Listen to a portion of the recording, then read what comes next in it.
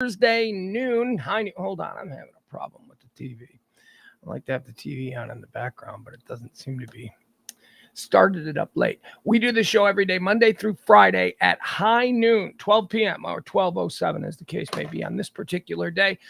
It's hot topics, current events, trends, whatever it is people are talking about. It's just stuff you need to know. Not, nothing real. We don't get into politics. We don't do divisive shit. We don't talk about election stuff. Hey, sometimes if it's like crossed over into like normal people speak, but for the most part, we avoid that kind of stuff. And we just talk about all the other things that there are to talk about. Here we go. Hold on.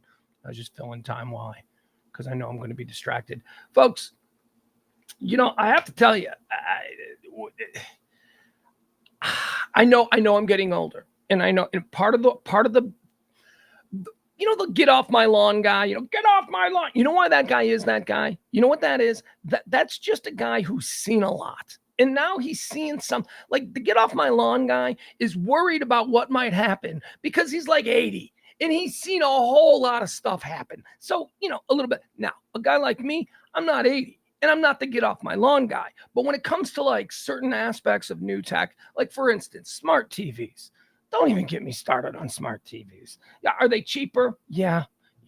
Is it? But not really so much anymore. Now that you got to have like 20 different subscription services. Now we're basically right at where we were when we unplugged from cable. The smart TV, the navigation of the smart TV to anyone that is over 30 years old recognizes that it's a huge step back as far as convenience goes. It used to be with cable, you had a remote control and you could just constantly be flipping. See, all this time that I've been talking, hear the TV. When I started talking, I turned the TV on. That's how long the smart TV CNN app takes to load. Oh, God. But yes, our smart TVs, convenient. If you don't want to have to pay Time Warner or Xfinity or whoever you're, yeah, sure it is. And 10 years ago, you could save a little bit more money if you just had like 1 or 2 subscriptions. But let's stop pretending like it says good or convenient. It's just not. And I get it why, you see 80-year-old people who still have cable TV. They're still willing to pay for that because television is the way they get their entertainment piped into their home.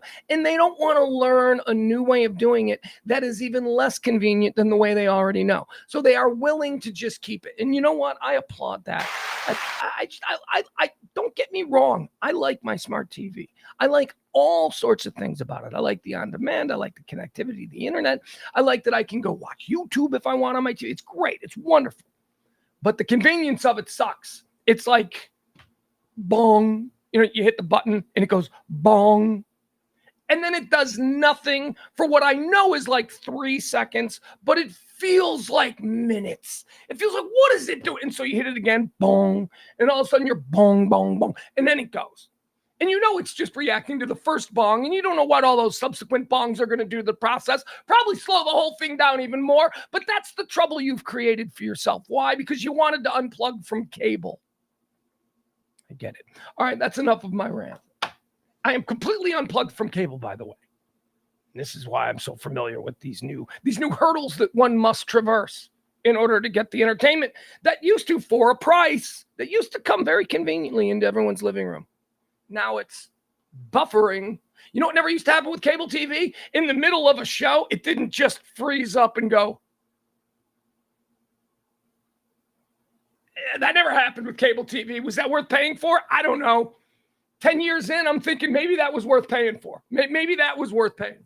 All right, let's get started. What do we do on this show? Well, what we like to do is give you all of the things that are not related to my stupid little rants, all the things that are happening. If it's trending, if it's a headline, if it's a hot topic, if it's something that people are talking about, we're going to bring it to you here every day at noon. We do it in a couple of different segments, though. We don't just jump right into what's happening today. What we like to do is we give you a little bit of the history of the day. We like to show you what today has been all about. We like to look for patterns, for rhythms, for things that may have occurred in the past that could warn us, could be foreshadowing for what we may endure in the future, the coming hours, the coming minutes, nay, the coming seconds. Then we go into birthdays. We talk about celebrities who were born on this day. We weigh their accomplishments and maybe penalize them for whatever missteps they may have created during or made during life. And then we talk about the people who have died. These are the people who have died who died. These are the people who died. It's a Jim Carroll song. We talk about people who have died on this day, and we decide, do we care? Do we really care if they're dead? Why? I know that sounds cold. Pugs, it's so cold. Well, it's not really cold. I mean, when you look at it the way I'm looking at it, there are a lot of a-holes out there. I know a lot of them. Hell, I'm friends with some a-holes. They are a-holes, and I know they're a-holes. And everyone dies. So vis-a-vis, a-holes die every day. We can't mourn the loss of everyone. So there you go. Once we get through that, the events of the day, previously on this episode of July the 27th, birthdays, people who've died on July the 27th. After we do those, then we get into the topics of the day. So if you're ready, I'm ready. Let's begin. But first, let me point out, we have updated on the scroll at the bottom, the people who got us through this month. These are the people who, throughout the course of July, have kept this show going. We still need any help we can get to get us funded for August. So if you want to drop a little something in the tip jar, we're going to leave that up all day today. Today, we're in that push. Guys, you know how like usually I'm like late on stuff. And it's because I'm pushing on like the third or the fourth. I'm like, we didn't make it. Let's just, see if you can help us out here. So drop a little something up. We're fundraising for the next couple of days, trying to get through the month.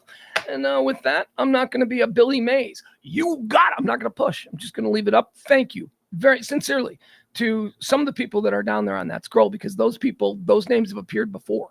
You've seen it before. Those people are the consistents, and I really do thank you for that. You guys, knowing that there are certain people that I'm like, well, now you're trapped, because knowing that there are certain people who give us certain amounts monthly, like I'm fucking Netflix or something, which is great. Those are the people who get us through. And those people are certainly represented down there on the scroll. So thank you so much to them. It's time to start thanking the people. I'm not really good at it because it's kind of embarrassing, but you can understand. All right, let's move on. It is the High Noon Report for the 27th day of July, year of our Lord, 2023. Oh, God, can we just talk about what it is outside right now? I've had the window down. I've had the window open, not open, I got air conditioning, but I've had the drapes down because I thought it was nice for our new Comfort Nest Studios 2.0. This is not the Comfort Nest South. Those were the studios that we were in the other building. This is Comfort Nest Studios 2.0. It's a reimagining of the original Comfort Nest Studios, which I hated. I mean, I love the facility. I just hated that I'd never really thought about a background or anything behind me. And it was just a white wall. And it became more and more obvious to me as I saw on the nighttime show, Radio Misfits, that we do, that E had a really bad wall. And I'm like, you can't have a bad wall if you're going to do this. Not that I have a good wall. I just have something. I got something that looks interesting because no one, again, this is 2 hours of me doing a stream of consciousness on all the topics of the day. You're going to tune out at some point, and maybe you want to look at, I don't know, a picture of Jeff Glenn, God rest his soul. Not dead, just don't know where he is. I got my briefcase. Where my briefcase isn't in the shot. There we go. Got my briefcase that is adorned with bumper stickers from all the radio stations I've worked at. Yep, that's what that is. All right, so there's stuff to look at. A couple of White Sox hats from different uniforms that they sport out there on the field. All right, so let's get started. It is the 20th. Oh, hot. That's what I wanted to see. Man, am I like coked up? I was up a little bit earlier today. I had a little more coffee than normal, but I do feel very energized, which is good. Because as I was saying, I put the curtains up because it's so hot. I can feel the sun beating down on my back. All right, let's see what time it is. It is 12:17 p.m. here in Highland Park, Texas. It is a balmy 98 degrees. 98 degrees. What do they say it's going to be? Have you guys looked? I mean, I know not all of you are here in North Texas. But have you guys, those of you that are here in North Texas, have you looked at the weather forecast for the next week? Oh, let me give it to you. Today says it's going to be a high of 101. Tomorrow, Friday, also a high of 101. Saturday, we're going to get a cool down. Saturday, it's going to go down to 100. Sunday, it's going to be 103. That's exciting. Monday, they're saying 106. 106 on Monday. How about Tuesday? 104. How about Wednesday? 104. That's as far as it goes. That's as far as it goes. That's until into the near future, we are going to be in triple digits.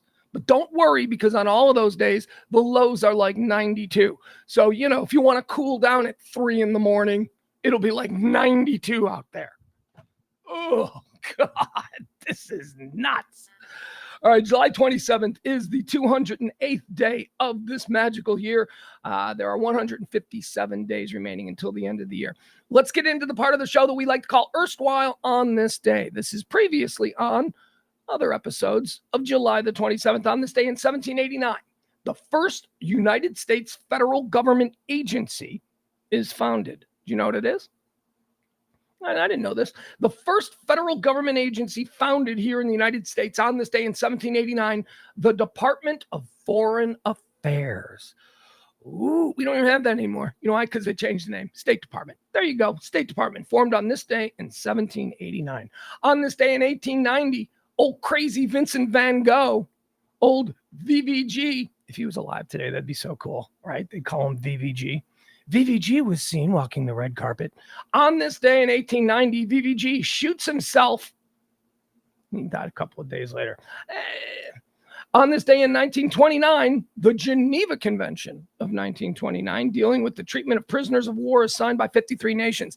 The Geneva Convention, this was used in a class in college. It was a trick that was perpetrated on us, the unwilling dupes in the classroom by the professor. Basically spent like a day or so learning about the Geneva Convention, this thing that occurred that went down on this day in 1929, and we learned all about we talked about media's role in explaining what this was to the American people, because people didn't understand that the concept of there are rules in war. And when we people want to take, it's natural that when you're at war with somebody, you get angry. And when you get your hands on one of them, you want to do stuff to them, right? So that's normal. So, it's where we don't torture and we don't do all these things. The rules of war. And it was introduced to the classroom as an example of how the media took it upon themselves to sort of explain why this is, important to do. Now, we did that. So we learned all about that. Then we spent like a week learning about morality and it was a trick. Basically, we learned about morality in media for the next week. And then he brought back the subject of the Geneva Convention. And half the people in the class who were like, there should be no rules for war. After going through a week of the morality thing, we're like, no, we should definitely have rules for war. Anyway, that's my remembrance. I just thought that was an interesting moment from my college experience where I went, wow, I got brain tricked. Because I was one of those people, at 22 years old who was like, no, screw that. This is war, man. You're killing my people. If I get my hands on you, you're telling me I know you got secrets you need to tell me I can't torture you. I was very much like that. And then we got into, the role of morality and what is a consistent morality for all of us and what is the media's role in negotiate or navigating. Some people's morality isn't the same as others. So how do you balance that? And then they came back to the Geneva Convention thing and asked the question again. And it was like, anyway, moving on. On this day in 1929, the Geneva Convention was signed. On this day in 1996 in Atlanta, the United States, a pipe bomb explodes at Centennial Park during the 1996 Summer Olympics. Remember this? This is Richard Jewell. We complain about getting older, right? We complain about, it hurts to get out of bed, or, oh my God, now I got this muscle that I didn't even know. But there are benefits to getting older. And one of the benefits to getting older is you get to experience more of life and you get to see things and you get to witness and sort of be wrong about history, about the wrong side of history. I was one of these people. We were on the radio in Chicago when this whole thing went down. And I was one of these people, man. I made a Richard Jewell parody song. Oh my God. He was a big dumb mope. Of course he did it. He's guilty, blah, blah, blah. I was awful. And I wasn't alone. I mean, everybody in the country. Every morning show in the country had a guy like me doing something like that. And, obviously as the years go by, I was wrong. We were ginned up into belief. It was the first time that I really realized that, you know what? If you're not careful with how you accept information from people, you can find yourself on the wrong side of history. I was on the wrong side of history with Richard Jewell. I feel bad about that. That man had a tragic life. He didn't do anything. If anything, he was actually trying to help. He was a security guard. He was a misfit. He didn't have a place in this world. He wanted to be a hero. That's what it was. And what happened to him? His life was destroyed. Well, what are you going to do? You live, you learn. You get older. See, now I'm not quite as quick to judge. Like if I had a situation were to happen again, I see a poor innocent American citizen all of a sudden being witch hunted. I don't want to say witch hunt because at the time we didn't think it was a witch hunt. We trusted that the media had some information about this guy and that they were comfortable telling us and convincing us and ginning us up that this guy had done it. And they didn't have anything. They didn't have dick. They didn't have dick. They had a story. They had, ooh, look at this loser. Hey, you like Springer during the day? We've got a guy who should be on Springer and we're gonna put him on Larry King. It was awful. It was awful what we did to Richard Jewell in the aftermath of that. But God rest his soul. American hero. Well, I wouldn't go that far. I mean, I don't know about that. Let's see. Let's do some birthdays. Bonum, bonum, bonum. That was in 1996 that happened. Bonum, bonum, bonum. How about some birthdays? Born on this day, 1905, Leo the Lip. Leo DeRocher, American baseball player and manager, died in 91. Mets is like what I remember Leo DeRocher. Brooklyn Dodgers too, I think. Mets, Cubs, maybe. I don't know my Cubs history. I have actively avoided Cubs history my entire life, except for the obvious stuff. But yeah, I'm not sure. Anyway, Leo DeRocher, happy birthday. Born on this day in 1905. Born on this day in 1922, celebrating a birthday today. Not dead. Let that sink in today. And I just saw him. On TV like 9 months ago. Sharp as a freaking tack. 101 years old today. The great Norman Lear. The great Norman Lear. Norman Lear. Now, look, so like in the 1970s, right? There are the three people who are on the Mount Rushmore of 1970s television would easily be Norman Lear, number one, Aaron Spelling, number two, and Gary Marshall, number three. That's 1970s television right there. Now you get into the 80s and you get the rise of Jim Burrows. You get the Marcy Carsey's, the Marcy Warner's, Carsey Werner company, Harry and Linda Bloodworth Thomason. They kind of own the 80s. Then the 90s gave us the Brillsteins and Grays and all that stuff. But the guy who really perfected the format of the American situation comedy as more than just like Gary Marshall. Let's compare two of the great situation comedy creators. Norman Lear and Gary Marshall, both were incredibly talented. I love both. They're both up there on Mount Rushmore. I rate Norman Lear a little bit higher. He's the birthday boy. Norman Lear did smarter content. Gary Marshall did more slapstick. Like Gary Marshall was just trying to make, hello, my baby, honk, honk, waka. That was Gary Marshall. That was Silly Arnold on Happy Days, or Mork, Mork and Mindy, or, that was Gary. Not Norman Lear, man. Norman Lear would piss people off. He would, he was Archie Bunker. He was George Jefferson. He was JJ. He was Maude. He had an edge to him. My favorite television creator of all time, Norman Lear. Today is 101st birthday. Let's do a draft. The greatest shows that Norman Lear has put on television. You want to talk about shaping American culture of the 1970s? Wait till you hear this list. Number one, obviously, the number one of all time show on the Norman Lear draft. I think this is number 3 or number 4 on my best TV shows of all time, but it's number 1 in the Norman Lear draft, All in the Family. Boy, the way Glenn Miller played. Number 2 in the Norman Lear draft, let's go with Ain't We Lucky We Got 'Em? Good Times. God, I love Good Times.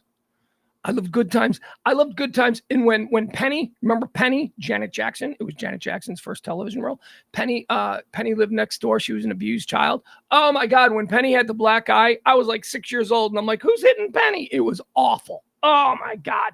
Good Times, number 2. How about number 3? Sanford and Son. You big dummy. Sanford and Son, adapted from a British. I've never seen the British version of Sanford and Son. Would be interested in seeing that if it's on YouTube. Got to make a note to check that out. Number 4, They moving on up. The Jeffersons. And number five in the Norman Lear draft, number 1 was All in the Family. Number 2 was Good Times. Number 3 was Sanford and Son. Number 4 is Jeffersons. Number five, he went a little bit different. And this isn't one of his biggest hits. It is certainly a cult show for certain people. But it's a show called Mary Hartman, Mary Hartman. Comes in at number 5. This was a nighttime situation comedy. Norman Lear tried to open up he thought that there was room for situation comedies opposite Johnny Carson. He thought that there could be successful half-hour blocks of yucks late at night. And he also thought that he could get more edgy at night.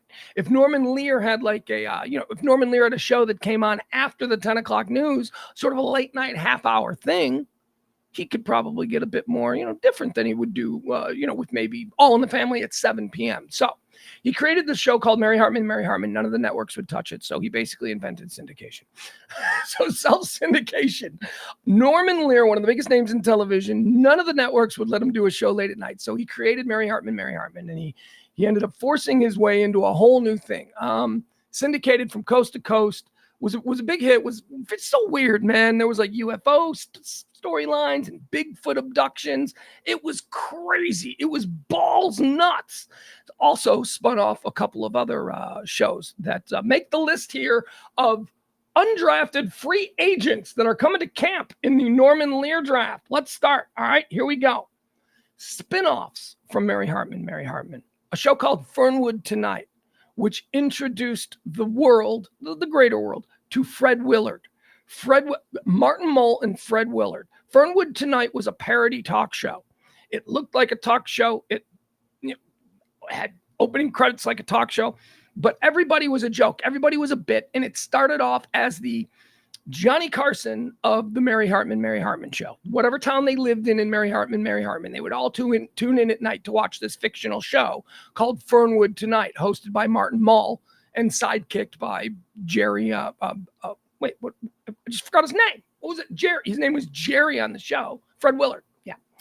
And then at some point they just went, why don't we turn this fictional show into a real show and have it be on after Mary Hartman, Mary Hartman. It was so successful that it immediately spun off into America Tonight, which also gets a camp invite in the Norman Lear draft. How about All That Glitters? All That Glitters was another one of these shows that he created to be after Mary Hartman, Mary Hartman. All That Glitters only aired for about, half a year maybe. I remember it. I was very young.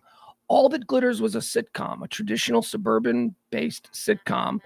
And the only thing different about it was it existed in a universe where gender roles were swapped.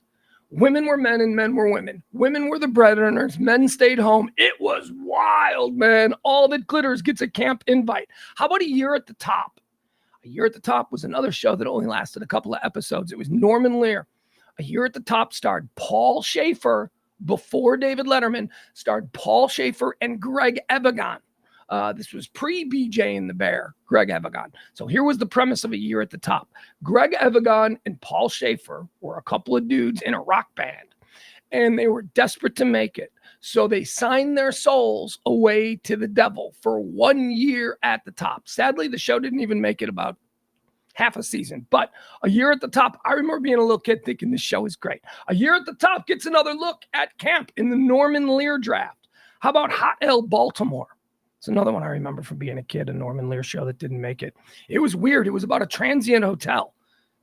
Hotel Baltimore, but the E in the hotel sign was burnt out, so it was Hot L Baltimore. Anyway, point is this. Prostitutes, drug dealers, and it was a comedy on TV where my 8-year-old ass was watching it at 8 o'clock on it. Anyway, Hot L Baltimore also gets an invite. Went off the air very quickly. Very, very, very bizarre show. Anyway, I remember liking it. Who else is getting a camp invite? How about Maude? Yeah, I guess we got to invite Maude. And then there's Maude. And then there's Maude. How about One Day at a Time? This is it. This is it. This is life. And also, we're going to invite to camp Archie Bunker's place. Why? Because even though All in the Family went off the air, remember when All in the Family went off the air and Archie retired and bought a bar? Archie Bunker's place. This concludes our Norman Lear draft. Excuse me. Still battling a bit of the throat thing, as you may or may not remember from earlier in the week, but we're getting through it. Born on this day in 1930, Norman Lear is 101 years old today. And he's probably going rock climbing. That man is indestructible. Happy birthday, Norman Lear. Born on this day in 1931, Jerry Van Dyke. He's the lesser Van Dyke. He's he's certainly not Dick, but he was Dick's brother, and he got famous for being Dick's brother on the Dick Van Dyke Show. He played Dick's brother, Stacy, who was funny. I remember whenever Stacy was on, whenever Rob Petrie's brother Stacy was on an episode of the Dick Van Dyke Show. Oh man, he was funny.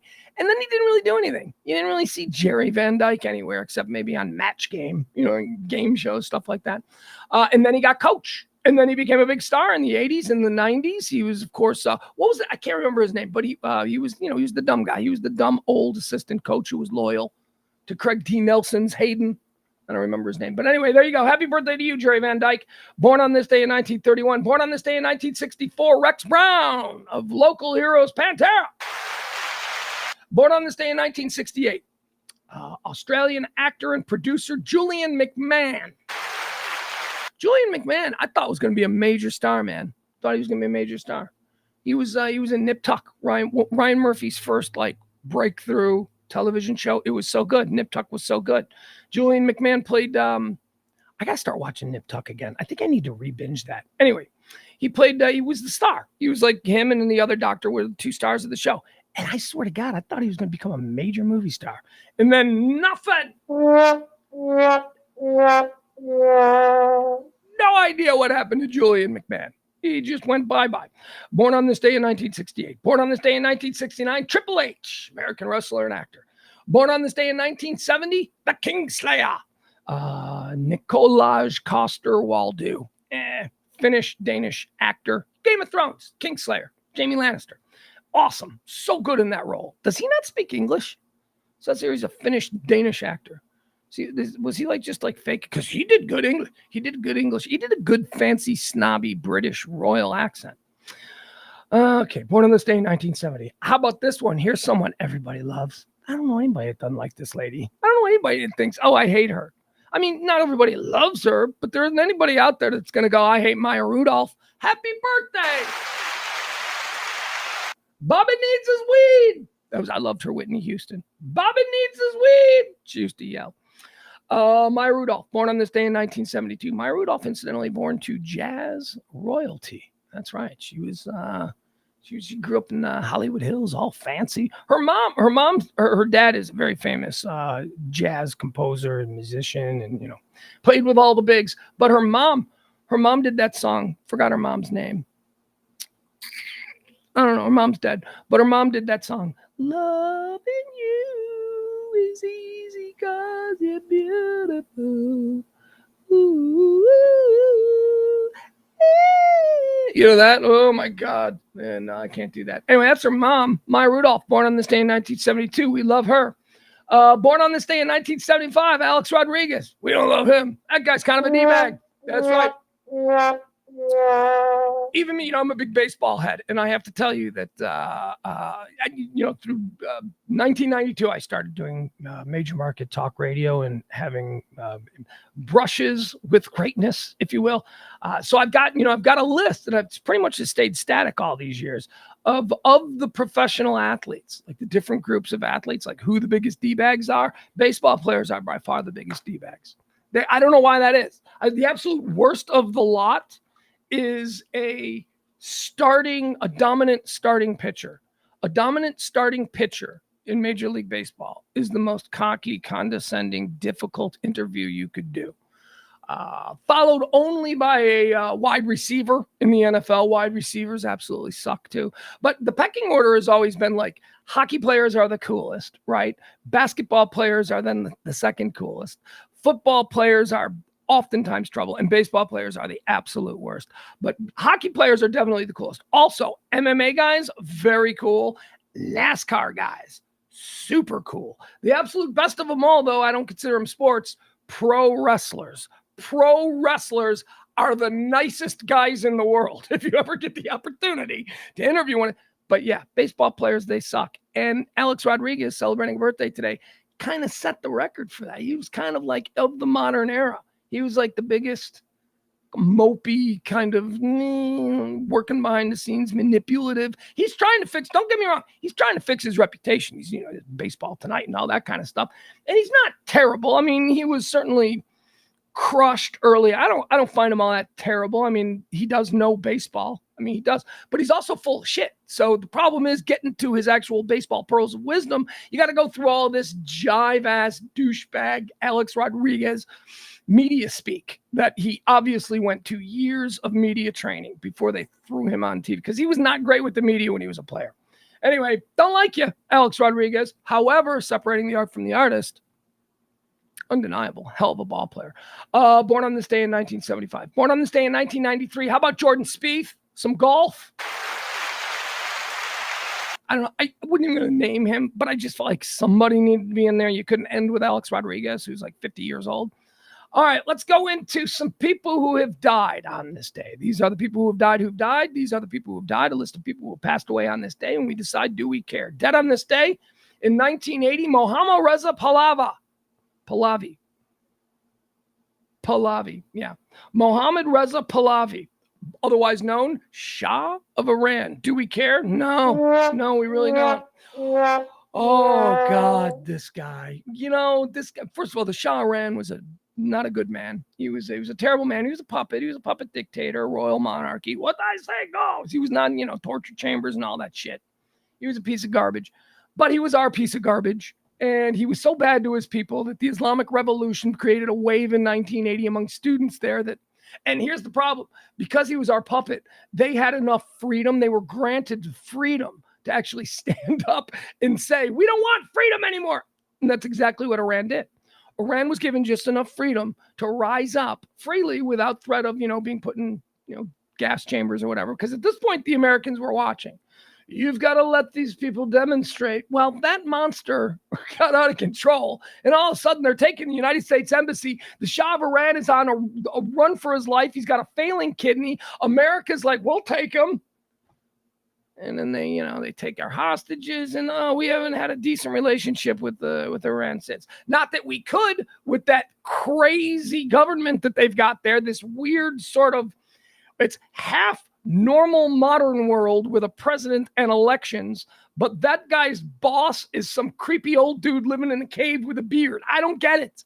Doesn't work. Not exactly democracy, but it looks enough like democracy that they can play on the world stage. They can do banking and shit like that. You know what I mean? Because that's what it's all about, even though it's not. Place has been a mess forever. Do we care that the Shah of Iran died? No, we don't. God, man. He screwed everything up. How about this? Dead on this day in 1981, William Wyler, American film director, producer, and screenwriter. What did William Wyler do? Mrs. Miniver. I think he won an Oscar for that. Ben-Hur. William Wyler. Do we care? Yeah, we care. How about this one? 1984. Dead on this day, James Mason. Whoa. James Mason. Now, we've talked about James Mason. James Mason, of course, played Professor Humbert in one of my favorite films of all time, Stanley Kubrick's Lolita. He was the professor who, okay, so here's the premise. James Mason was a drunk, crazy drunk every day of his life. There you go. That's all you need to know. Died of alcoholism. Probably. Not sure. Probably. Bad drunk. Super respected British actor from the 50s and 60s. Wild, uncontrollable drunk.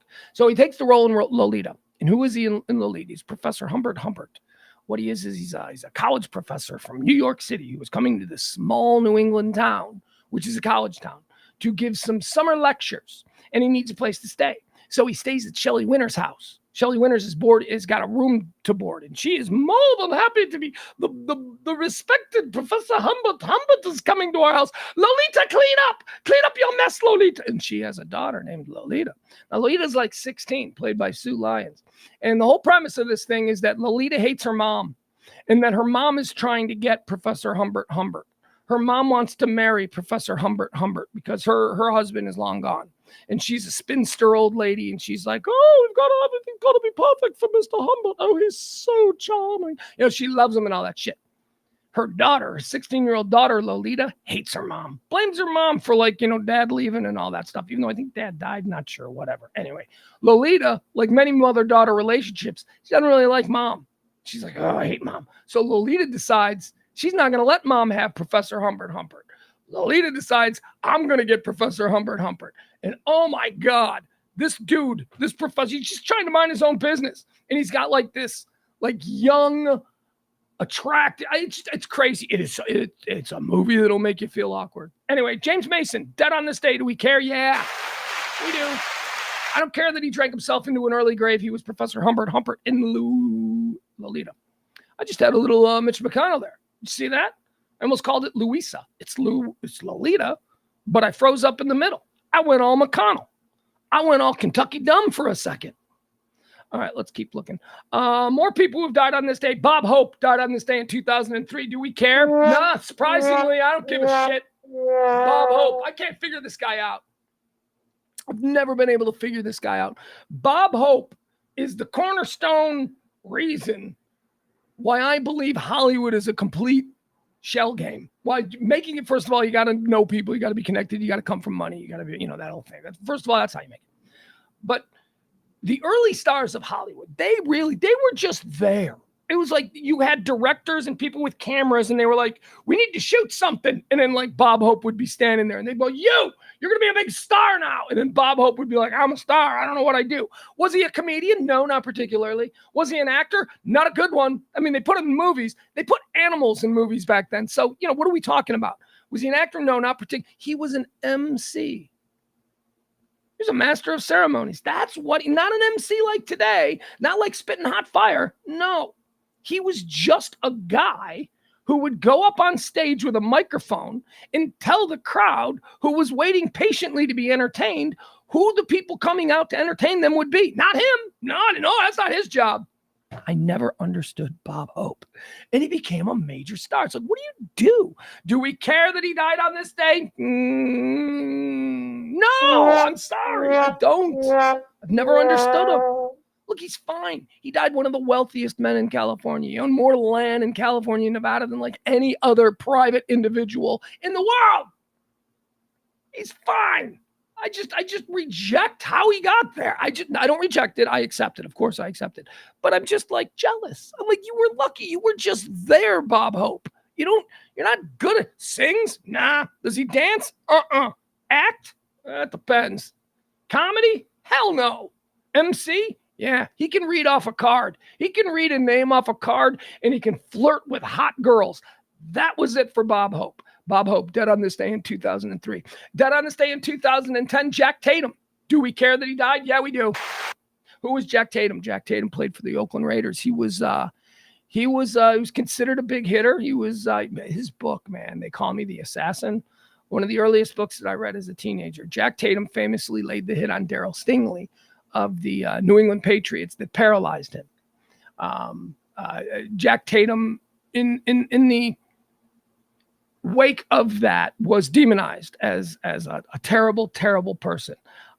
Read the book They Call Me the Assassin. Jack Tatum, dead on this day. Yeah, we care. He was just a ball player, man. He wasn't trying to paralyze anybody. Dead on this day in 2013. Here's a big one for us here. Kid Craddock. 10 years. Kid Craddock has been dead 10 years. Now, I know some of my friends who listen to the show from out of market or whatever, you don't know who that is. Kid Craddock was a morning show host here in Dallas, Texas, but not just here in Dallas, Texas, syndicated all over the southern United States. Probably the biggest morning show in the southern United States, the biggest syndicated morning show. For sure, he was everywhere. And he was also an incredibly cool dude to me. He was really nice to me. He was really nice to Kelly. We had a lot of crossover with his show. Psycho Shannon, who is a regular on his show, used to appear on our show at the same time that she was on his show. And we worked for two completely different companies. And he was the most powerful man in Southern American radio. And if he didn't want Psycho Shannon spending her off time hanging out with another show on another station, he could have stopped it, and he didn't. He was totally fine with it. He's like, yeah, no, they're cool. Sent a bottle of wine over to a table once where I was having dinner with a date, and they brought it over and they said, this is a complimentary bottle of wine from Mr. Craddock. He hopes you enjoy it. And I was like, what, where is he? And they're like, he just left. And I'm like, what? Like, what are you doing? You can't do that. That's just, Radio is filled with people who are mean to each other for no reason, because radio is filled with a bunch of people who are insecure. Radio is filled with a whole bunch of people who think that somebody else getting taller makes them shorter, which is wrong. Craddock wasn't like that, and that's a rarity. And let me now speak as a radio professional formerly of what I observed from Kid Craddock. Now, I've been around a lot of people. Everybody that I trained up under, and I mean this, everybody, all of my mentors in radio are all in the Radio Hall of Fame. They're all radio. It's a murderer's row of the people who taught me in Chicago at the Loop. Steve Dahl, Gary Meyer, Jonathan Brandmeier, Kevin Matthews, all of them. I've never seen a more talented radio personality than Kid Craddock.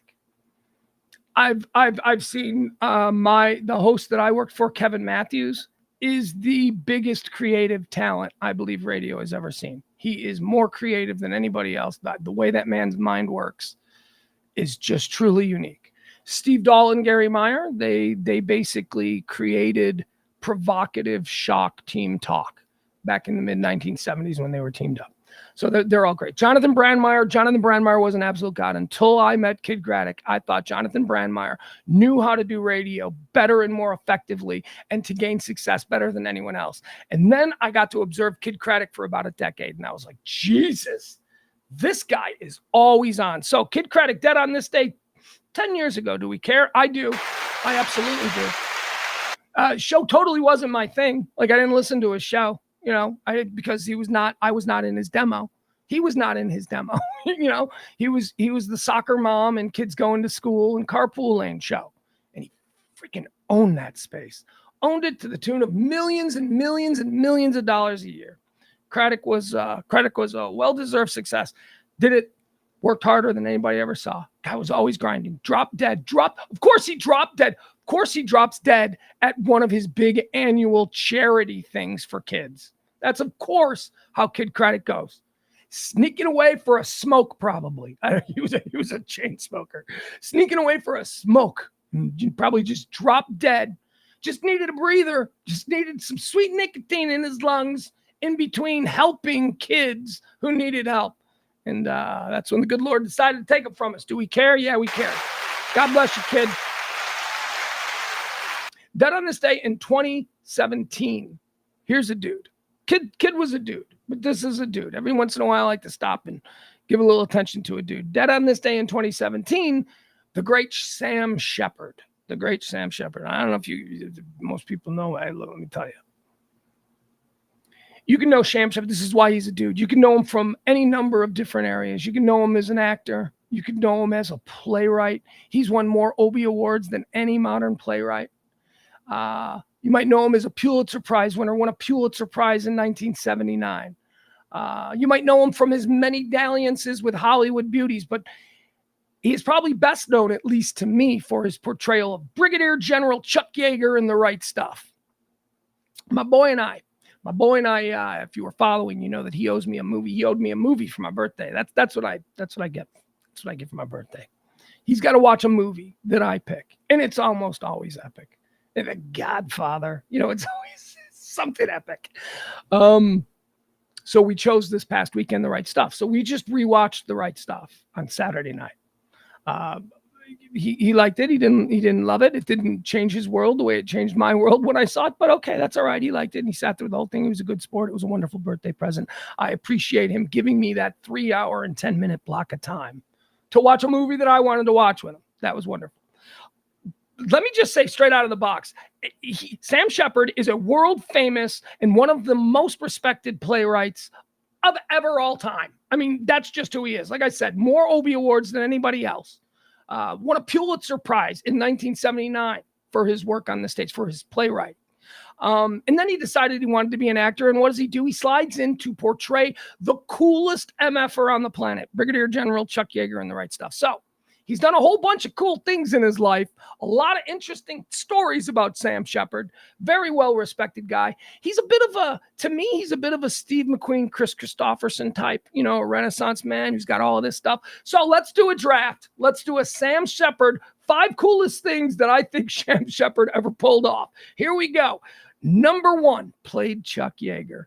Yeah, I already told you that. He pulled off, look, it's got to be hard to play Chuck Yeager. If you know anything about Chuck Yeager, you know you better be a badass mofo.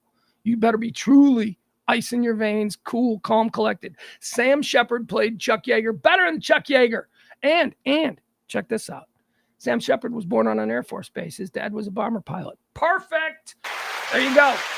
Number one coolest thing he ever did. Number two, he set the record for, he was so prolific as a playwright, a young playwright between 1965 and 1979, won more Obie Awards than anyone else, establishing himself at like 23 as America's greatest playwright. Sam Shepard, number two coolest thing, unbelievable body of work as a playwright, all done in his, well, I mean, he continued on, but his great works, all done in his 20s. Number three, now this is crazy. All right, so he was a Lothario. And this is the other thing about him. If you saw him as Chuck Yeager, I'm watching it with my son, and I'm like, look at that dude. And that dude, and that dude, that is a badass dude, isn't it? And my kid goes, what's up with his teeth? And I'm like, yeah, you're right. Sam Shepard had screwed up teeth. He was a handsome man. And if he wasn't smiling, you know, you would be like, he's all right. But then when he smiled, his teeth were all jacked up. But it didn't matter because he was so cool that women looked past that. So even with those jacked up teeth, number three on the coolest things that he ever did, Sam Shepard successfully seduced Joni Mitchell. All right, Joni Mitchell, the songwriter. This is 1975. He seduced Joni Mitchell while married to an actress. I forgot her name. While married to an actress, while also hooking up with the Rolling Stones tour manager, while also being in a public extramarital affair with Patti Smith. A wife, Joni Mitchell, the Rolling Stones tour manager. The women couldn't get enough of this guy. Joni Mitchell wrote 3 songs about this very situation, where she talks, one of her famous lines from the song is, he's got a wife back home and a girl down the hall, and yet he still wants me. I can hear his call. So anyway, it's crazy. This dude had chicks writing songs about him, and he had jacked up teeth. Number 4, although he played Chuck Yeager, and although he was born the son of a bomber pilot, he didn't fly. He did not like to fly. Sam Shepard basically invented the Madden cruiser. Remember the John Madden got all kinds of attention because John Madden didn't like cruise, so he had this badass wrecked vehicle that he would drive across the country. Sam Shepard had that. Sam Shepard had that years before John Madden. Sam Shepard has been driving from San Francisco cross country to New York because he refuses to fly for plays on Broadway and back to his home in San Francisco and all over the country. Did it all, did it all in a wrecked vehicle and did it all drunk. That's right. He was drunk. He got like 5 DUIs driving his Madden cruiser across the country. And number 5 most impressive thing about Sam Shepard during all of this nonsense, the drinking, the philandering, the partying, the just general being a badass dude, during all of this, he was able to hang on to prime Jessica Lange for 27 years. 27 years of prime Jessica Lange. He was a playwright. She was an Oscar-winning actress. There you have it. Sam Shepard dead on this day in 2017. A true badass. Do we care? You're damn right we do. You're damn right we do. When I say prime Jessica Lange, he met her on the set of Francis and married her like a couple of months later. He got rid of all of his other entanglements, and you can imagine there were many. He got rid of all of his other entanglements, and he was like, holy crap, have you seen Jessica Lange? She is classy, she is sophisticated, she's smart. And they stayed together for 27 years. There were a lot of it was a tumultuous Hollywood relationship. Like at any given moment in the 1990s, you might see a story in the Inquirer about drunken brawl at Sam Shepard and Jessica Lange's Hollywood Hills home. You'd see that stuff. But she loves him back in, and again, you know, it's not like she's in, you know, now that he's dead going, he was horrible. No, I mean, he's a complicated guy. He was a cool guy. He was a dude. So I'd say it's Sam Shepard, dead on this day in 2017. All right, let's move on. Thank you to the folks. I've heard a couple of people. Somebody tipped today, so thank you. I'll have to check that later. If you want to tip the show, these shows are fueled 100% by your participation, your dropping of a little something in the till there. whether it's through the Venmo or the Cash App, I certainly do appreciate it. And it makes us doing these shows much, much easier. The people at the bottom that are scrolling, those are the people who tipped during the month of July, who helped us get through the month of July. We now need help for August. So please join the chorus and support this kind of talk radio. Let's get into what's happening, all the things that are trending. I don't know what's going on. Indictment watch is right. Indictment watch. Apparently Trump's lawyers met with Jack Smith and his Department of Justice attorneys today. Trump put out a report about it. Not a report, a Truth Social post. Don't know what this means. I mean, everybody keeps saying it's an indictment watch. We're going at any minute now. They've informed him he's going to be indicted. Well, he was informed that this particular investigation is going to bring an indictment on July the 16th. We received word that Trump had gotten the letter of intent, the target letter, as they call it, where you are sent a letter by the government once they decide they're coming after you, and they say, we coming after you. So he got that in January, or on the 16th of July. And then today the grand jury is meeting, which is rare, or not rare. They meet on Tuesdays and Thursdays. They were supposed to meet on Tuesday. They did not meet on Tuesday, but they are meeting today. And on the very same day, Jack Smith was in attendance, which, sometimes they'll just send side lawyers to negotiate small things.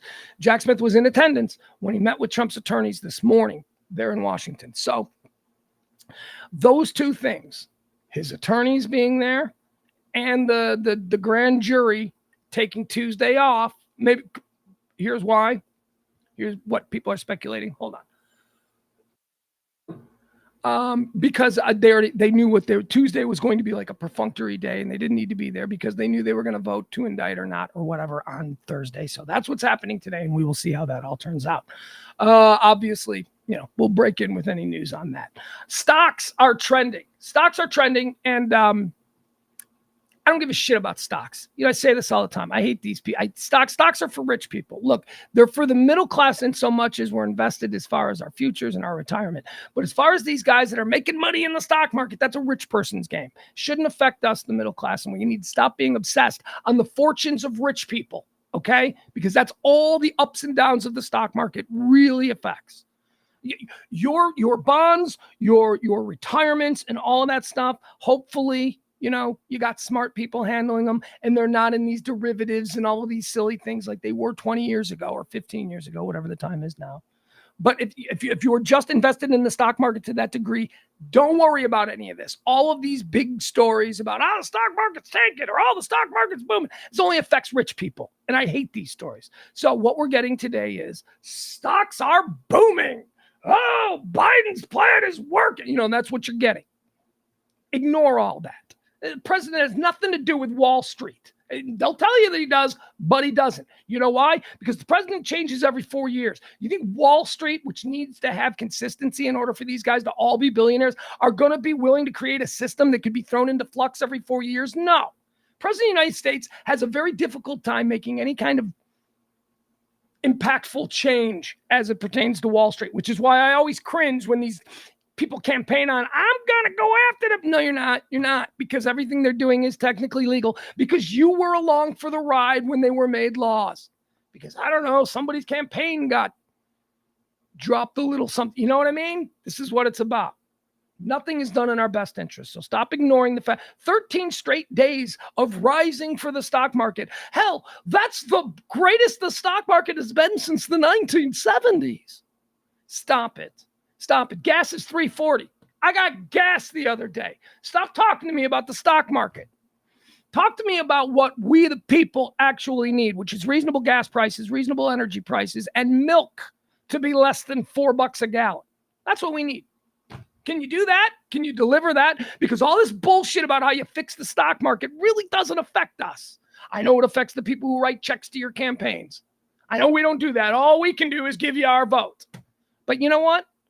Talk to me when gas is below $2.50, because there is no reason for gas to be at $3.40. So screw you in your good news about the stocks. Doesn't affect us. The FTC is ready to bring a case against Amazon. This is a big deal. We're going to be talking a lot about this. This is going to be the major news when this actually gets filed. Here's the problem. The FTC believes that Amazon is creating a monopoly, and I agree. There is a problem With Amazon, see, here's the thing. Here's the so if you want to sell something on Amazon, right? If you're a vendor or something, you want to sell something on Amazon, Amazon requires you to use their logistics and their analytics and their advertising. They also require you to post the lowest price possible in order to sell on their service. Now, what this does is this doesn't create a free market for other people who want to offer low price goods, because if all of the vendors, in order to Amazon's great strength and width, have to promise to have the lowest prices, then they can't put the lowest prices somewhere else, which means somebody else can't compete. And now you've got one company, because they have grown so strong and because they can intimidate vendors into not going somewhere else, there can be nowhere else. And now there is nowhere else. And now there's just Amazon. And that's what the FTC is looking at. The FTC readies lawsuit that could break up Amazon. A case would be a high watermark for the FTC and Chair Linda Khan, who gained prominence criticizing the company's dominance early in her career. The Federal Trade Commission is finalizing its long-awaited antitrust lawsuit against Amazon. 4 people with knowledge of the matter told Political a move that could ultimately break the company into multiple parts. Let's see. The FTC has been investigating the company on a number of fronts, and the coming case would be one of the most aggressive and high-profile moves in the Biden administration's rocky effort to tame the powers of tech giants. The wide-ranging lawsuit is expected as soon as August and will likely challenge a host of Amazon's business practices. Let's see. If successful, it could lead to a court-ordered restructuring of the $1.3 trillion empire. 1.3. Dude started selling books through the mail out of his garage in the 90s. This wasn't some guy who was, working out of a barn in 1905 Syracuse. This was a dude in the 90s. This is a contemporary of mine. The hell was I doing? When this guy went, you know what? Libraries kind of suck, and books are really cheap. And I bet you I could buy a whole bunch of books, and people could buy books from me, and I could sell them cheap, and I could send them to them. There might be a business there. Yeah, there was a business there. $1.3 trillion Amazon is worth now. Break them up. Break them up. Let's see here. That's the FTC versus Amazon. Mitch McConnell. We saw the Mitch McConnell thing, right? Do we need to see it again? He froze up on camera. Apparently he's all right, but he's not. But he's all right and he's back at work, but he shouldn't be. There's no way that happens to Grandpa, at a Little League game. Grandpa's in hospital for a couple of days, right? We're checking him out. No, not Mitch McConnell. Not the old Mitch droid, because he's just out. He's back. They showed him today. Hey, that was funny, wasn't it? No, it wasn't funny. It's like your whole brain froze. It's like you got hit by Mr. Freeze. Got zapped there. That was not good. You should not be in charge of stuff. I don't know what you're looking at. You're looking at your mortality. I don't know if your brain, you got the brain scramblies. I don't know what's going on. You shouldn't be making decisions, and you shouldn't have any power, Mitch. Mitch McConnell, back at work. God bless America. All right, let's go. What else? What else is trending? What are people talking about? Sinead O'Connor. Sinead O'Connor died yesterday at the age of 56. Happened right at the end of the show yesterday. We still don't know what killed her. She died of suicide. I am telling you. Her last post on social media was talking about how every day has been absolute torture for her since her 17-year-old son committed suicide a year ago. So that's a hint. She has been suicidal in the past. There's a crazy story here. Let me show you this. I talked about this. I had it wrong. It wasn't a bridge. I said yesterday, there was an incident with her in Chicago. She had moved to Chicago for some strange reason. And she was living there for like a couple of years. And she had an incident where it was a suicide incident where she tried to commit suicide there. And obviously that story now, in the wake of her death, it's gotten a little bit more attention. And so I was reading up about it, and it was not she wasn't living there. She had some kind of an issue in Ireland, like a mental health issue. and she just needed to get away. So Mike Byrne, I don't know if you guys know who Mike Byrne is. Mike Byrne is a rock drummer. Mike Byrne is most famous for replacing Jimmy Chamberlain in the Smashing Pumpkins when Jimmy Chamberlain left. Jimmy Chamberlain's back with the Pumpkins, but Mike Byrne's a very well-known rock drummer, and he lives in Chicago. And so he and his family invited Sinead O'Connor to come live with them, sort of recuperate and just kind of decompress and be away from the British media. So if you were like in the Chicago area at a 7-Eleven, you saw somebody that looked like Sinead O'Connor, it probably was her. She was just, so she had this situation where, I think we got the story. Maybe we can show the story. It'd be interesting from a few years back how it was covered.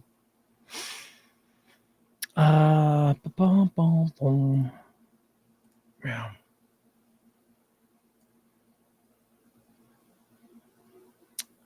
Give me a second here while I find this. I think I can find this. Nope.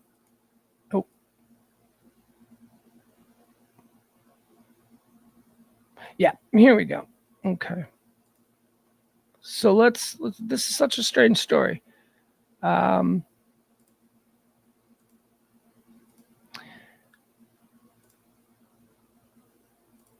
right, so here's how it was reported back when it happened.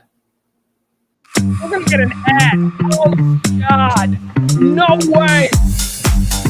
What is this? Yay! O'Connor apparently has gone missing, and all right. The sound on this is very low, so we got to be like super quiet. Oh, I don't know why the sound on it is so low. It shouldn't be. Oh, let's see. Yeah, let's see if we can turn it up a little. All right, here. Let's just let it go. And here in the Chicago area, according to TMC.com and also the Wilmette police are saying that they have reason to believe that she is at risk of suicide. The reports are saying that the singer most popular for the 1990 hit, Nothing Compares to You, that was written by Prince, went out for a bicycle ride yesterday morning around 6 o'clock in the morning in Wilmette and has not been seen since then. Now, what she was doing in Wilmette has not been determined. Wilmette police have issued a statement saying that they have no comment on this, but they continue to search for her. According to TMZ, an alert has listed her as missing suicidal. She was last seen on a Raleigh motorized bicycle with a pink basket, wearing a black parka, black leather pants, and a sweatshirt with Ireland on the back. She had gotten medical treatment back in November after leaving an angry suicidal note for her family. Now, Sinead O'Connor was recently in the news being sued by comedian Arsenio Hall for making statements after Prince's death that Hall had supplied Prince with drugs. All right. To stay ahead of the... Oh, get out of here. Stop sharing that. So that was like, she's got pretty well documented history with her own personal mental illness. I will say this, and I want to move on out of this story. We talked about it yesterday. I'm very pleased to see that in her death, people are beginning to talk about what she did and what was done to her for what she did. It is undeniable that Sinead O'Connor was the first person who got up, said into a live TV camera, the Catholic Church is molesting children. We've got to do something about this. Stop the silence. Help these kids. It's basically her whole thing. She did it, ripping up a picture of a pope and singing on Saturday Night Live. She brought the issue to our attention. And what did we do? We threw rocks at her. We told her to shut up. We told her to stop it. We ended her career. She had sold 7 million records for her record company, and they dropped her because in 1992, she dared to talk about what happened to her. This is, by the way, she was molested herself in Catholic school all over and over again. Talked about how it happened to everybody and how the priests who did this were being moved around. Talked about all these things. And you know what they said? They said she was crazy. She's a nutbag. Listen to her. The Catholic Church got their big PR wing, their billions and billions of dollars, their army of talking heads, and they absolutely destroyed her. 7 million albums she sold for a record company, and a record company went, nope, can't do that no more. Of course, 10 years later, it became absolutely apparent that everything that she was saying 10 years earlier was true. We destroyed her for it. We what do they say? What's that about? People who are first at stuff. Pioneers get the arrows, but settlers get the land. Boy, she definitely didn't get any credit for the whole Catholic Church thing. She was the first person to talk about it. I was shocked by it. I mean, we'd heard things. I mean, that's the great secret in Catholic culture, is that, there's always somebody who knows a cousin or somebody who had something or says something happened with, good old Father Kenny or whatever. But it wasn't talked about. Well, we don't talk about that. It was just allowed to happen. And she was the first person. She was the first Catholic, raised Catholic, who took this moment on live television to inform the world that this was happening and that we need to stop pretending like it's not a big deal and that it's happening and that maybe people who aren't Catholics need to know about it. Maybe the greater world need to know about this kind of shit. And we killed her for it. Absolutely destroyed her. She finally took her own life yesterday. I believe, I shouldn't say that for a fact, but I'm just putting context clues together. Tremendous talent. Unbelievably creatively talented singer and lyricist. And oh my God, unbelievable. Okay, so on that same note here, Morrissey is trending. Why is Morrissey trending, you might ask? Because Morrissey is pissed at all the people who are today talking about Sinead O'Connor. Morrissey wants everybody to shut up. Morrissey blasts celebrities posting tributes to Sinead O'Connor following her death. Morrissey, of course, he and Johnny Marr formed the Smiths. They were only around for a couple of years, probably like 5 years, like what, 82 to 87, something like that. Smiths. Originators of emo. I mean, they were certainly big. They were the first ones to do that kind of thing. Although they didn't call it, they called it mod romantic, or new romance, whatever. There were different terms. Emo, I guess, was created later. But Morrissey's taken up for Sinead by knocking down all of these hypocrites who are now talking about what an amazing talent she was. Morrissey is hit out at the tributes pouring in for Irish legend Sinead O'Connor in wake of her death, aged 56. In a statement shared with Irish media, the singer's family said, "It is with great sadness that we announce the passing of our beloved Sinead. Her family and friends are devastated and have requested privacy at this very difficult time." In light of her passing, the English singer, Morrissey, aired his frustrations over many celebrating O'Connor's achievements, asking, where was all this support when she was alive? What?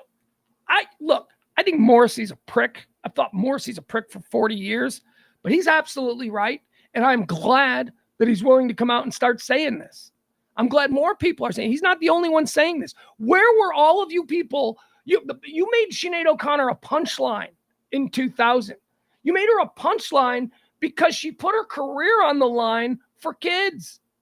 And not like that bullshit, do it for the kids. No, she was legitimately doing something that we didn't know about and we didn't want to hear it. Couldn't handle the truth. Boy, is that true. Boy, Aaron Sorkin wrote those lines. Aaron Sorkin, the TV guy, he wrote the line, "You can't handle the truth," for Jack Nicholson to say in that movie. What was that movie called? I don't know, whatever. Blah, blah, blah, blah. Something that was like, whatever. We couldn't handle the truth. We didn't want the truth. We decided that instead of thinking that this could possibly be true, that we would destroy her. Because that's easier for us. We don't want to think. It would make us feel bad. It would make us feel bad if we thought kids were going to be.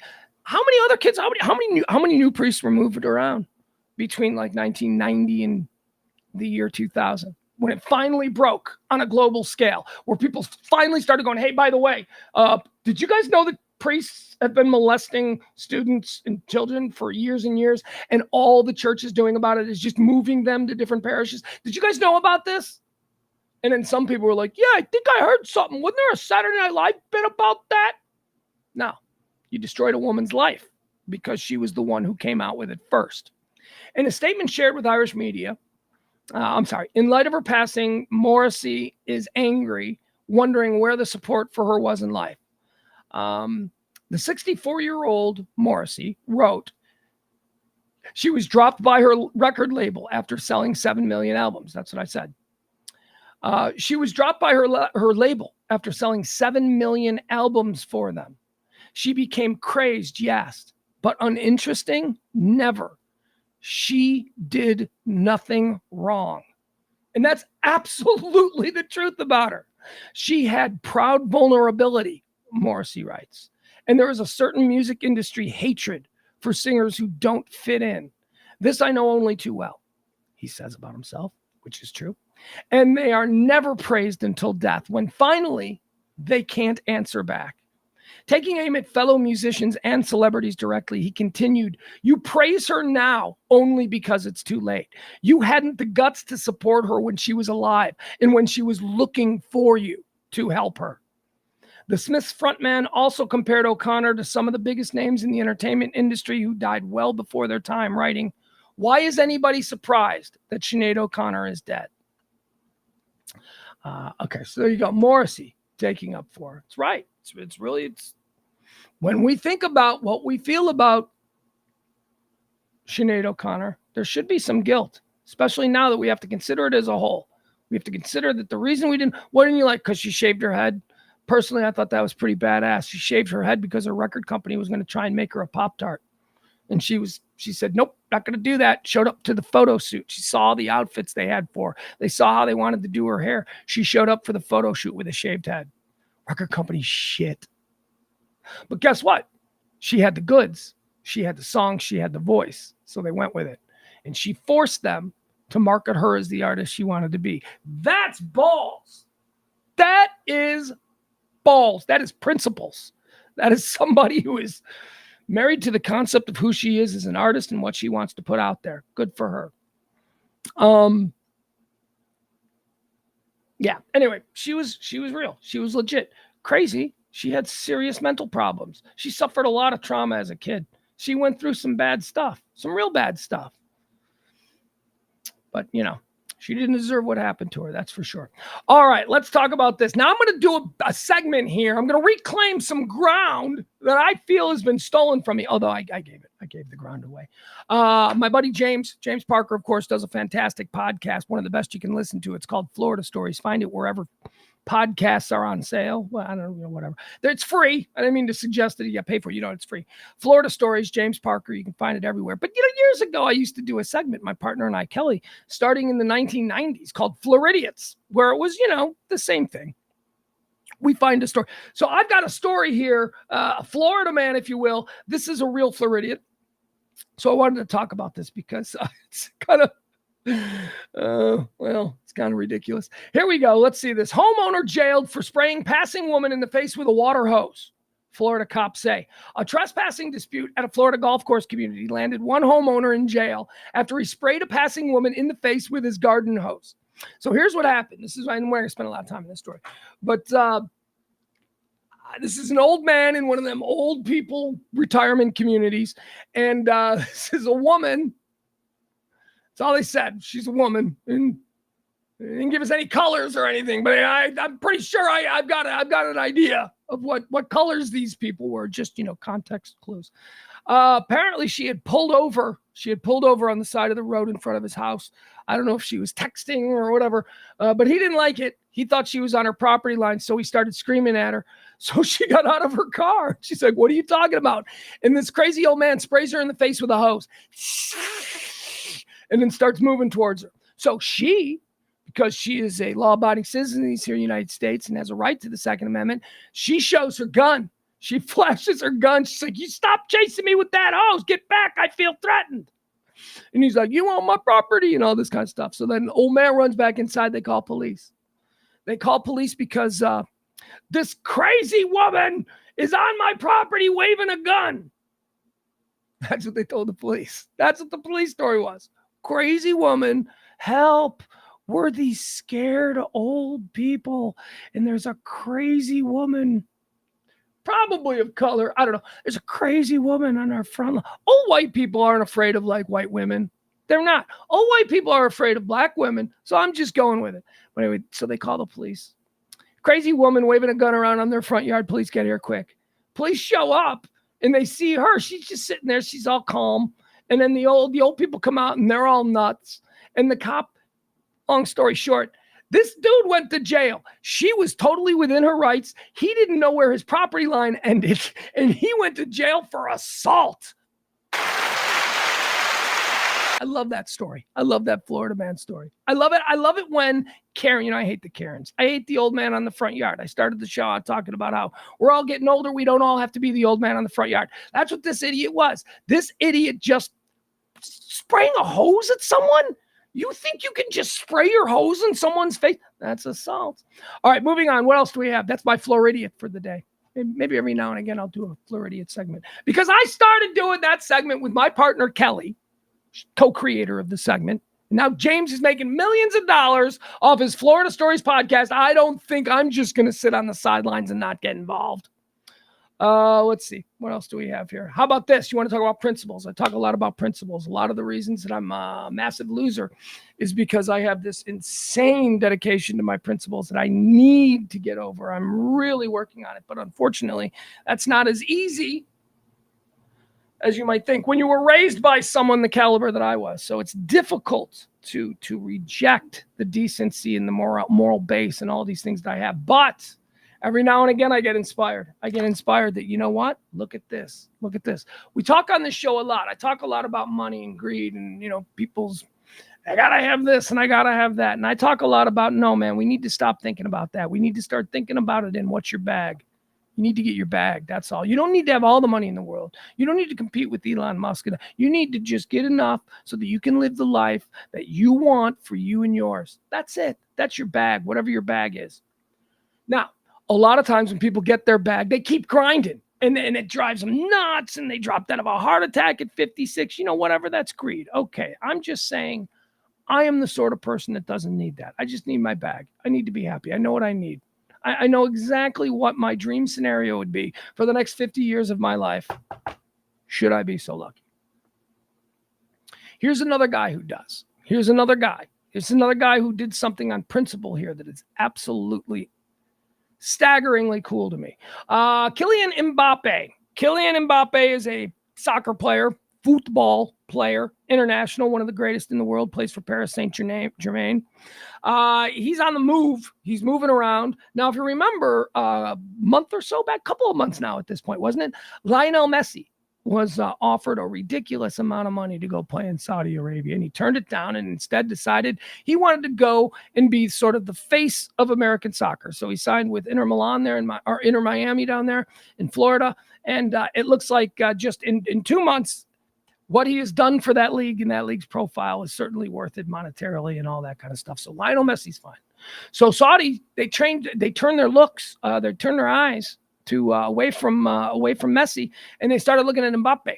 I love the name Mbappe, Kylian Mbappe, and they offered him a package which was essentially $1 billion. $1 billion for this dude to come play one season, $1 billion. Come play for some blood money. And Mbappe said, no, I got my bag, dude. I don't need this shit. He said, I don't need this shit. You know who I am? I'm Mbappe. I have my own jet, okay? I've got yachts in the south of France. I've got my bag. I know what my bag is. I don't need to be the highest paid, but you will be the highest paid athlete in the history of the world and no one will ever. Nah, he didn't need that. He doesn't need that. Why? Because he's principled. Because he doesn't want to go play for Saudi Arabia. He knows where that money's coming from. That's the public investment fund. That's the sports washing that Saudi Arabia is trying to do. So now Saudi Arabia is trying to build this like super team. And their two biggest attempts right now have failed publicly by two people. Now, I would say I'm not going to give Lionel Messi as much credit because as it turns out, Lionel Messi taking the Miami gig was more based on his wife absolutely under no circumstances being willing to live in Saudi Arabia. So that was there's a culture thing. She wanted to live in Miami. And he's like, all right, baby wants to live in Miami. Let's go to Miami. So a little different. But Mbappe's like, no. It's like, I'm gonna go.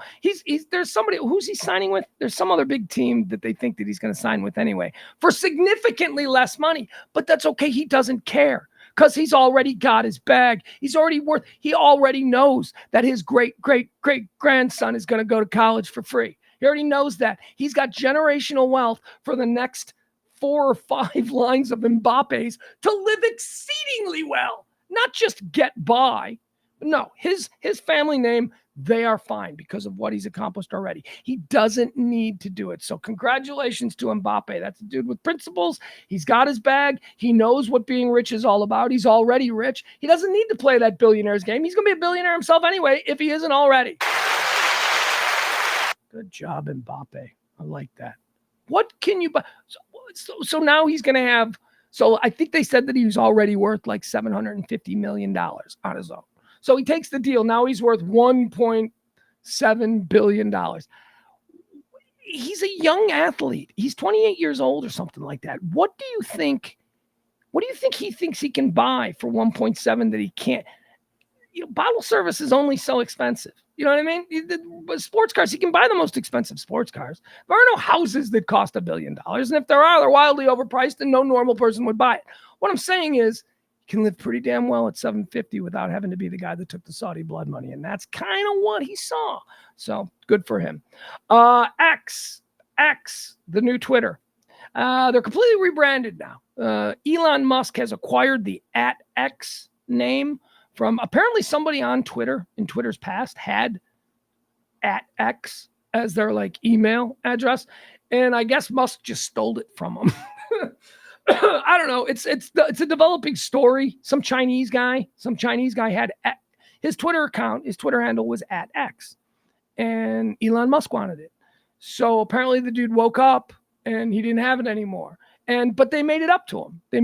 They said, "Look, we're not going to let you have @X anymore, but we're going to give you for totally free, man, no charge. We're going to give you something that's similar." You know what they gave him? They gave him, because he had @X. That's cool. That's just one thing. @X. That's cool. You can see why you want that. Well, Musk wants it, though. He thinks it's cool. So he took it. It's his toy. He took it. So what they replaced his @X with was something totally similar. @X 1 2 3 4 5 6 5 4 3 2 1. Yeah. So he went from being @X to being @X 1 2 3 4 5 6 5 4 3 2 1. Fucking rich people just taken. It's ours. Give him something stupid because he's dumb and gross and he won't know the difference between X and X 1 2 3 4 5 6 5 4 3 2 1. Can't just take it, man. You gotta write him a check. You gotta give him something, dude. You're worth like $250 billion. Make the guy rich. Make the guy rich. Let him win the lotto, Elon. You can do it easy. This is just a bad look. You're just a dick. And by the way, that's the other thing I'm not liking about the whole X thing. What is with everything so dark? I liked Twitter. It was blue. It was a bird. It was like, this is like a normal place for normal people. Now it's fucking like, welcome to the depths of X. Everything is dark. It's just so jive. Ugh, you're trying too hard. Okay, let's move on. Jeff Zucker, the Zuckerino is trending. Jeff Zucker, of course, was president of CNN for a long, long time. A lot of people will tell you that he ran CNN into the ground. I don't know. Whatever. CNN's a garbage tire fire. News is coming out now that Jeff Zucker is failing in an attempt to acquire some billionaire backing so that he can make a raid in and try and buy CNN, which it's rumored to be could potentially be for sale. There was some talk about Jeff Zucker, who's already in the news game with the Washington Post and I think the LA Times, and Washington Post certainly. That Jeff Bezos might be looking to, jump into CNN or something. Comes word now that Jeff Bezos has already been approached by Jeff Zucker. Jeff Zucker has apparently been told no by Jeff Bezos and Lauren Powell Jobs, who is Steve Jobs' widow.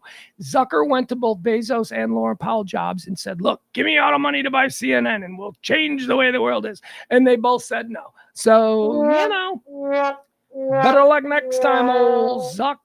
All right, here we go. Here's one for you kids out there. There are no kids here. The Jonas Brothers are going on tour. Jonas Brothers have announced a 50-date tour schedule. I don't care. Do you? Are they playing anywhere? This is what it's all about. Are the Jonas Brothers playing in essentially Texas or Chicago? Because that's where most of the people listening are from. And then you got to parse that even less. Like, do any of those people listening want to go see the Jonas Brothers? So is this interesting to anybody? I don't know. August 22nd. August 22nd, the Jonas Brothers will play the Moody Center in Austin, Texas.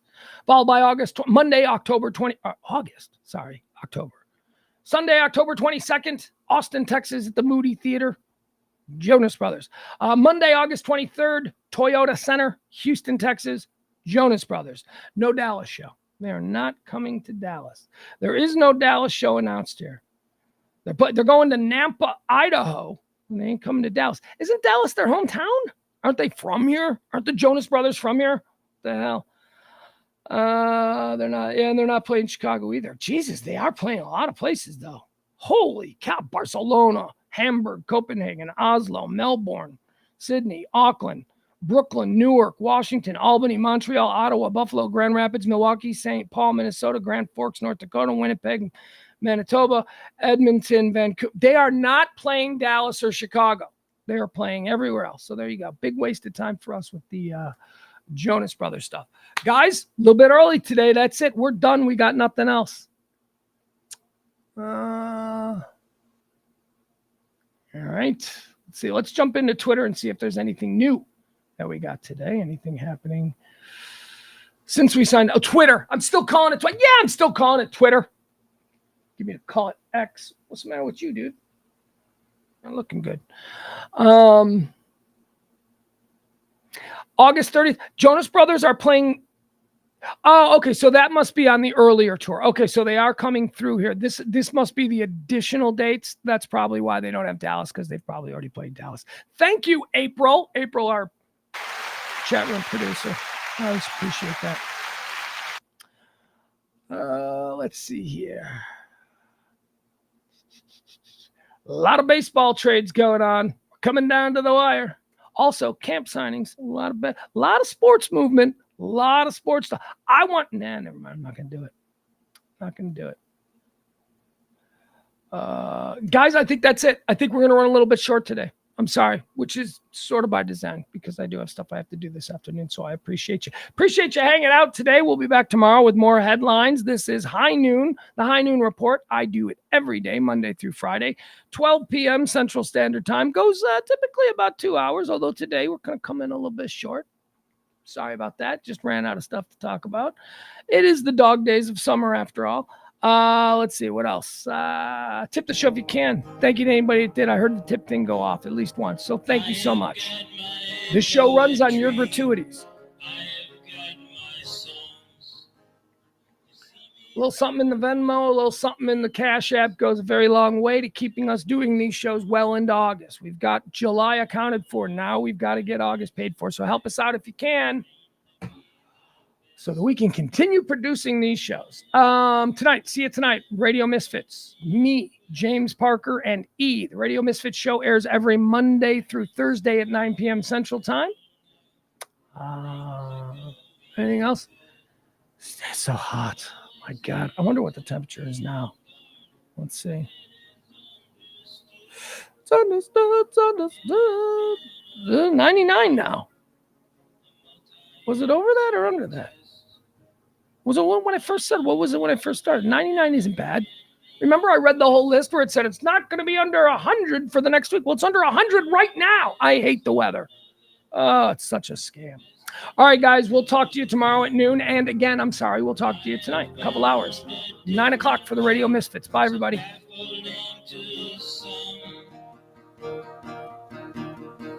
I have got an old guitar. That is all I need. I don't need no 401. I don't have the greed. Down the road I'll travel, far from the comfort nest. I am on a never-ending quest. Tomorrow is another day. The best is yet to come. I have found a different way, so baffling to some. I can smile a little now, things are going good. had to be on guard, that is understood. Down the road I'll travel, far from the comfort nest. I am on a never-ending quest. I am on a never-ending quest.